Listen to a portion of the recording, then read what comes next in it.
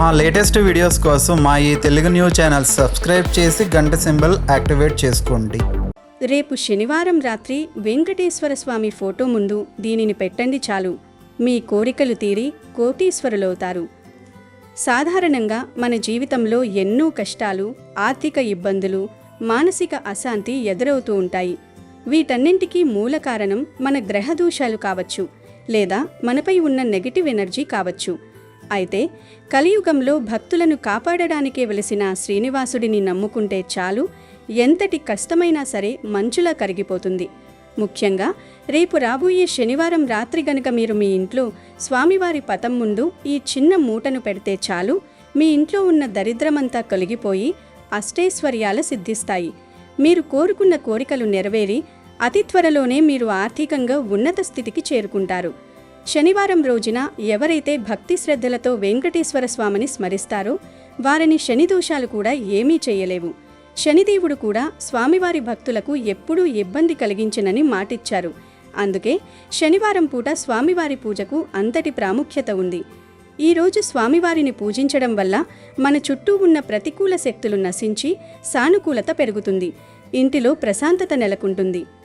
శనివారం ఉదయాన్నే నిద్రలేచి తలస్నానం చేసి ఇంటిని శుభ్రం చేసుకున్న తర్వాత స్వామివారి పటాన్ని చక్కగా అలంకరించుకోవాలి. ఈరోజు విశేషంగా స్వామివారికి తులసిమాల సమర్పించడం లేదా తులసి ఆకులతో అర్చన చేయడం వల్ల అనంతమైన పుణ్యఫలం లభిస్తుంది.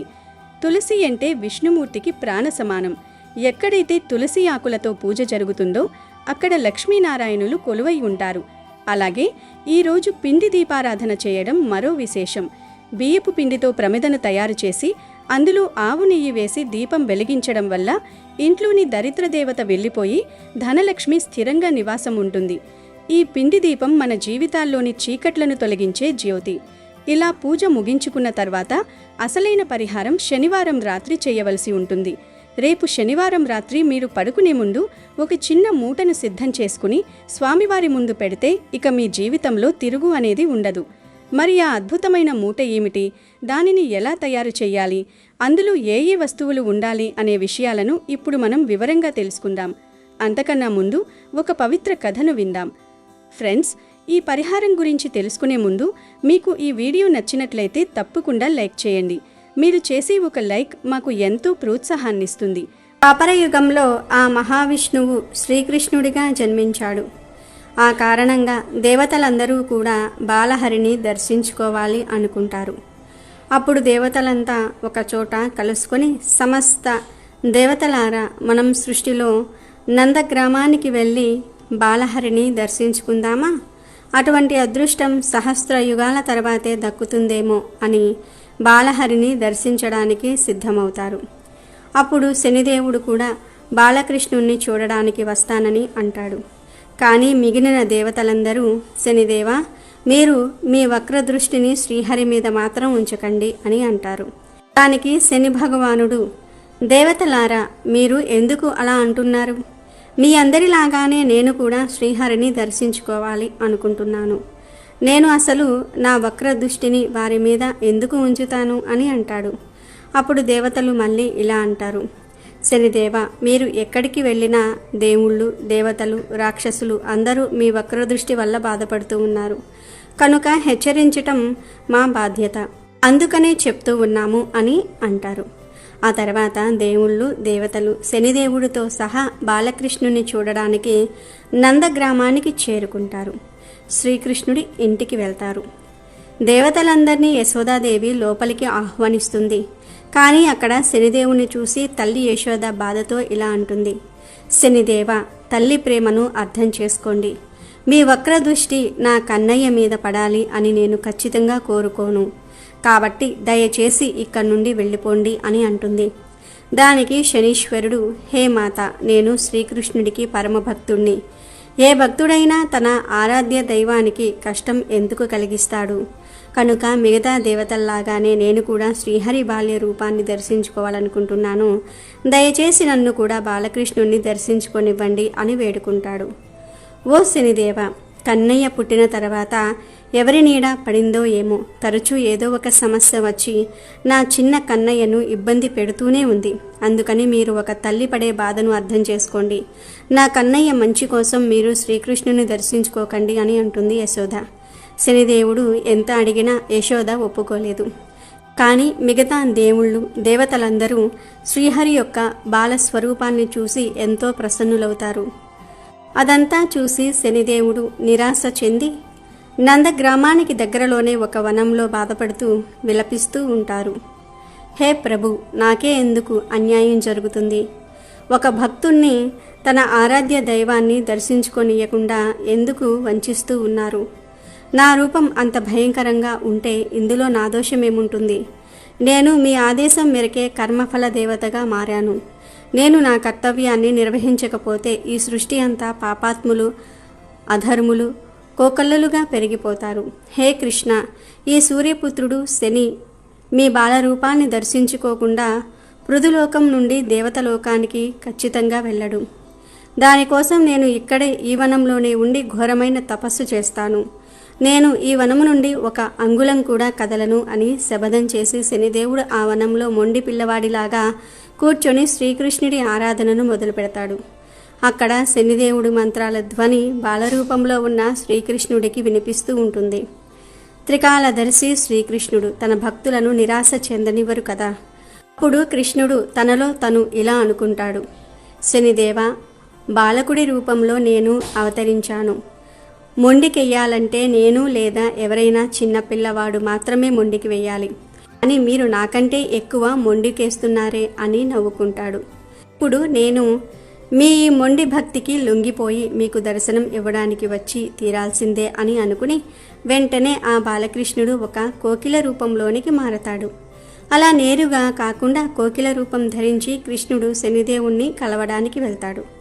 అక్కడ వనంలో శని తపస్సులో ఉంటాడు. అప్పుడు కోకిల రూపంలో ఉన్న కృష్ణుడు శని దగ్గరికి వెళ్ళి, హే కృష్ణ భక్త, మీరు మీ కళ్ళు తెరవండి, మీ ఈ మొండితనాన్ని త్యాజించండి.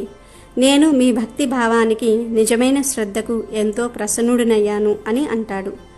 అప్పుడు శనిదేవుడు కళ్ళు తెరిచి చూసి కోకిల రూపంలో ఉన్న శ్రీకృష్ణుని గుర్తుపడతాడు.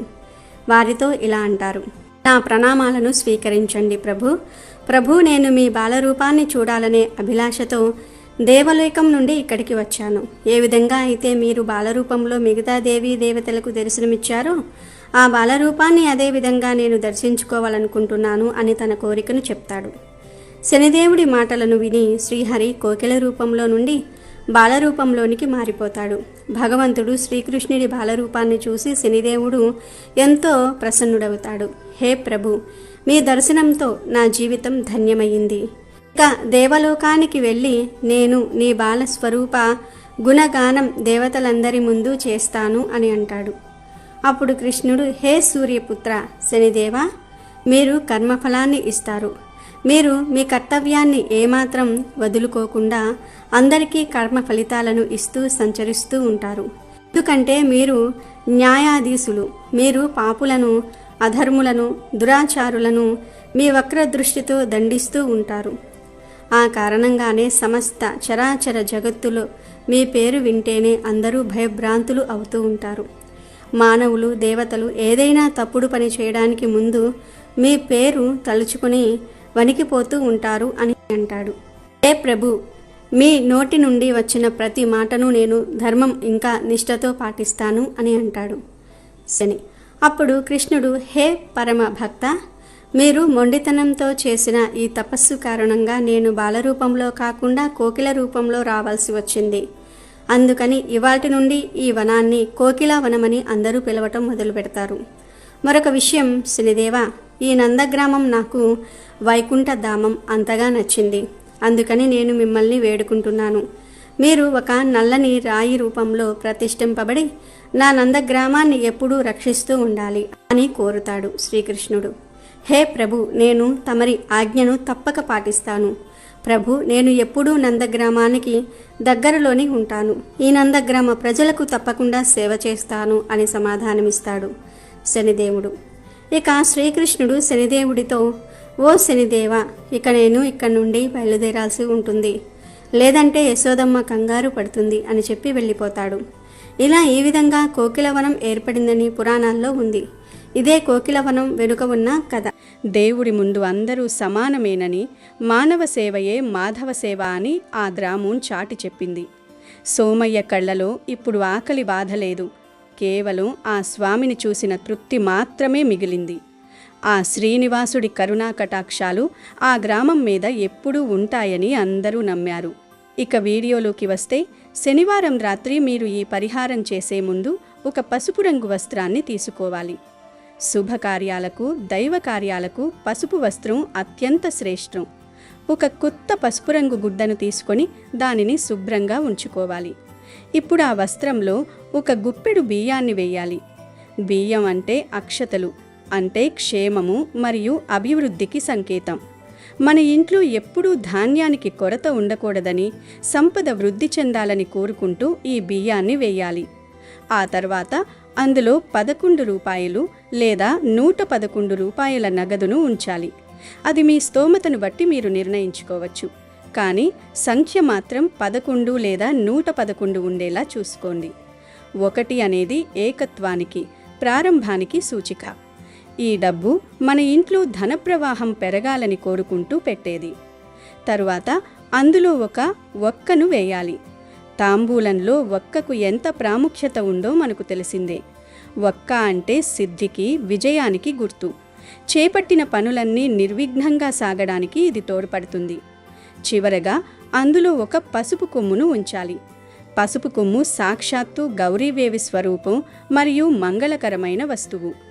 ఏ ఇంట్లో అయితే పసుపు కొమ్ము పూజలో ఉంటుందో అక్కడ ఆయురారోగ్యాలు మరియు ఐశ్వర్యం మెండుగా ఉంటాయి. ఇప్పుడు ఈ 4 వస్తువులను, బియ్యం, నగదు, వక్క, పసుపు కొమ్మును ఆ పసుపు వస్త్రంలో ఉంచి దానిని ఒక మూటలాగా కట్టాలి. దీనిని ముడుపు అని కూడా అంటారు.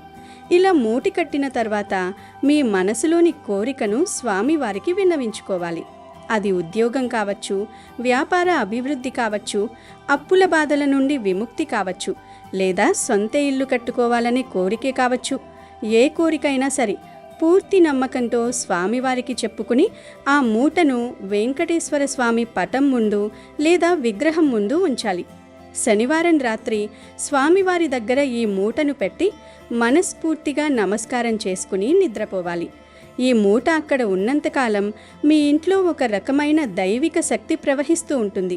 మీ పనుల్లో ఉన్న అడ్డంకులు తొలగిపోవడం మీరే గమనిస్తారు.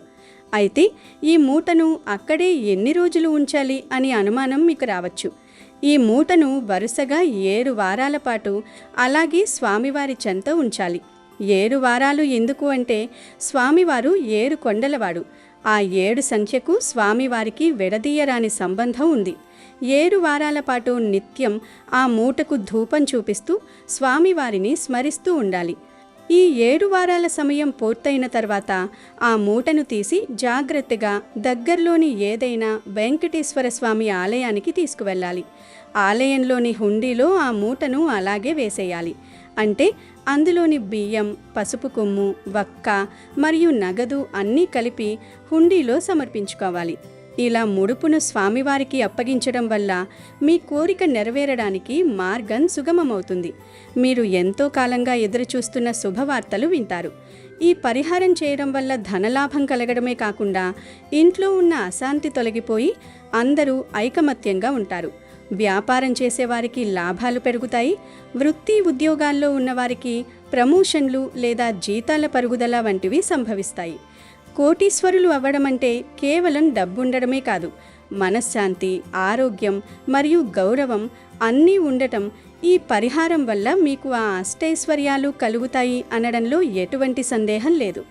ఈ విధంగా శనివారం రాత్రి మీరు చేసే ఈ చిన్న ప్రయత్నం మీ తలరాతను మార్చేస్తుంది. స్వామివారి కరుణ ఉంటే అసాధ్యమైనది ఏదీ లేదు. కాబట్టి రేపు శనివారం రాబోయే ఈ అద్భుతమైన అవకాశాన్ని వదులుకోకండి.